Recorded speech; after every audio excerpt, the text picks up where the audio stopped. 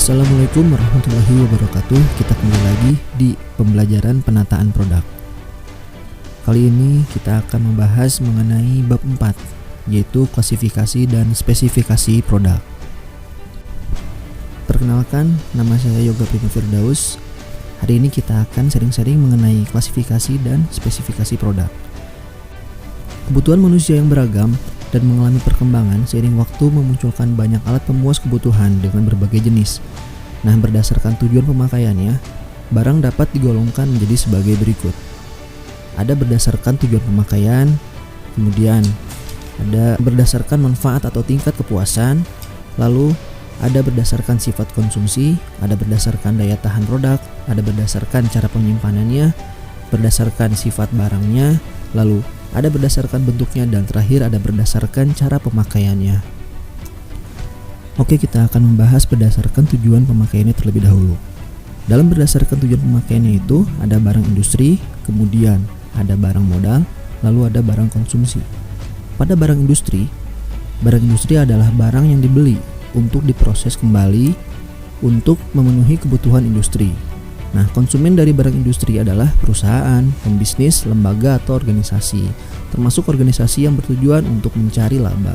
Nah, barang industri dapat dikelompokkan menjadi ada bahan dan suku cadang, kemudian ada bahan baku, lalu ada bahan setengah jadi, dan ada suku cadang.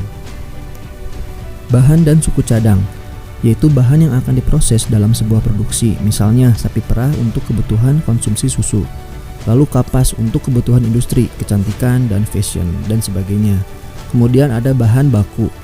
Bahan baku diantaranya barang dari hasil pertanian dan pengolahan alam.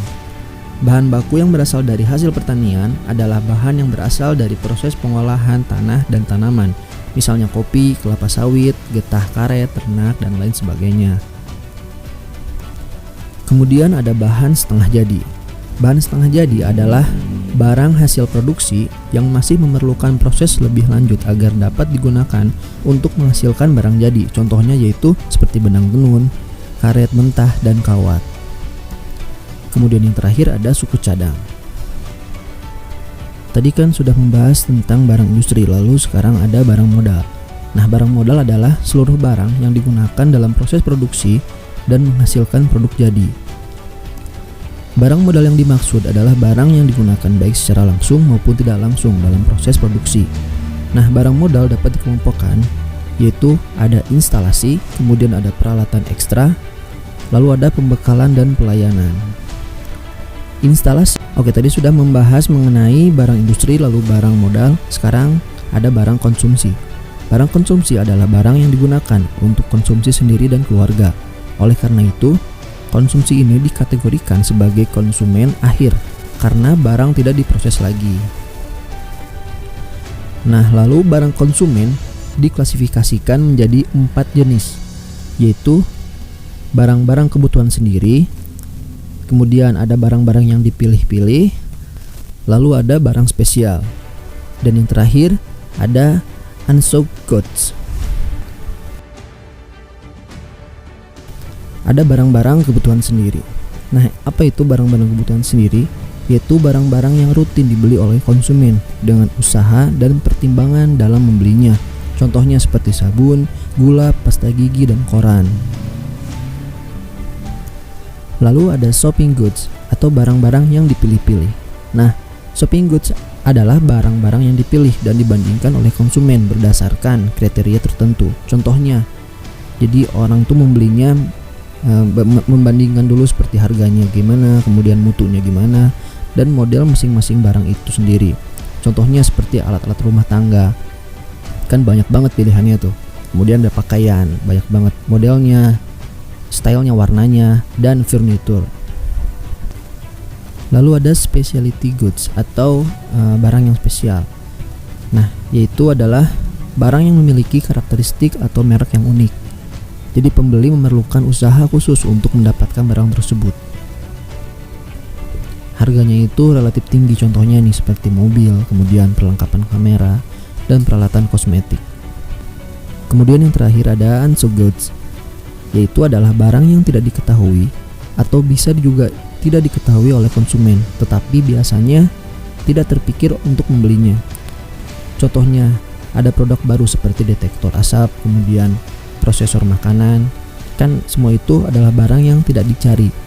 Tapi tiba saatnya konsumen mengenalnya melalui iklan, maka barang itu dibelinya gitu. Jadi tidak penting-penting amat gitu barangnya. Kemudian berdasarkan manfaat atau tingkat kepuasan, ada deficient product, yaitu barang-barang yang tidak bagus atau tidak sempurna. Barang-barang ini tidak membawa manfaat bagi konsumen dan masyarakat, baik dalam jangka waktu yang pendek atau dalam jangka waktu yang panjang. Contohnya obat-obat yang terlarang, kemudian obat-obat yang memiliki efek samping yang membahayakan, seperti itu. Kemudian ada pleasing product. Nah, pleasing product adalah produk-produk yang memberi kepuasan dan manfaat yang tinggi dalam jangka waktu yang pendek saja, tetapi bisa merugikan konsumen dalam jangka panjang. Contohnya seperti rokok, makanan cepat saji, kemudian minuman beralkohol, dan lain sebagainya. Kemudian ada salutary product. Nah, ini adalah produk-produk yang kurang memiliki daya tarik atau memberi kepuasan yang rendah dalam jangka waktu yang pendek, tetap bermanfaat bagi konsumen atau masyarakat dalam jangka yang panjang. Contohnya produk asuransi kesehatan. Lalu yang terakhir ada desirable product, yaitu adalah produk-produk yang memiliki daya tarik serta memberi kepuasan yang tinggi, baik dalam jangka waktu yang pendek maupun dalam jangka waktu yang panjang. Contohnya seperti suplemen kesehatan, kemudian vitamin, sereal yang bergizi untuk sarapan, dan lain sebagainya. Lalu berdasarkan sifat konsumsinya, ada barang klasik, ada barang kontemporer, ada barang adjustable, dan ada barang luxurious, yaitu barang mewah. Nah, barang klasik adalah barang yang tetap digemari oleh konsumen sepanjang masa. Kemudian ada barang kontemporer. Barang kontemporer dipengaruhi tren dan kegemaran konsumen. Kemudian ada barang adjustable. Nah, ini adalah barang yang menyesuaikan perubahan iklim. Contohnya adalah jas hujan. Lalu ada barang mewah. Nah, ini adalah barang mewah dan konsumennya berasal dari golongan tertentu. Contohnya seperti berlian dan jam tangan mewah. Kemudian ada barang prestisius. Barang prestisius adalah barang yang menunjukkan kedudukan seorang dalam struktur sosial di masyarakat.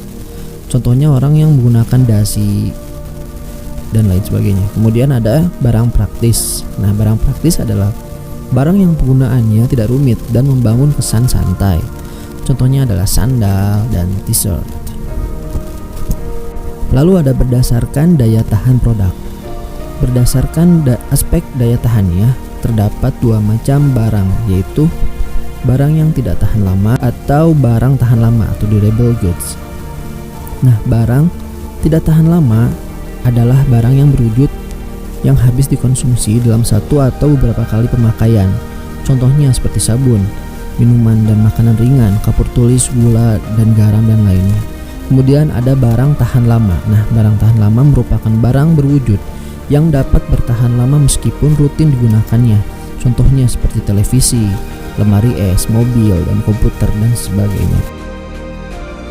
Ini ada dua, ada barang yang memerlukan penyimpanan khusus dan barang yang tidak memerlukan penyimpanan. Barang yang memerlukan penyimpanan khusus contohnya seperti es krim, obat. Lalu barang yang tidak memerlukan penyimpanan khusus contohnya seperti makanan kering, kemudian fashion. Lalu ada berdasarkan sifat barangnya.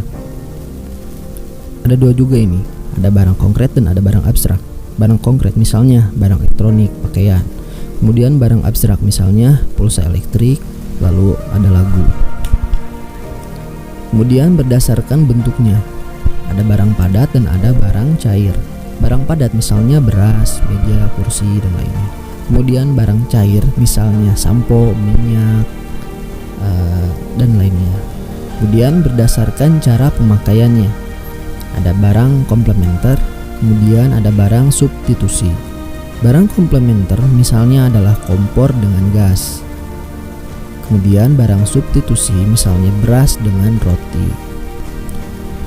Oke, cukup sekian pembelajaran hari ini mengenai klasifikasi dan spesifikasi produk. Sampai bertemu lagi di lain waktu. Mohon maaf apabila banyak kesalahan. Wassalamualaikum warahmatullahi wabarakatuh.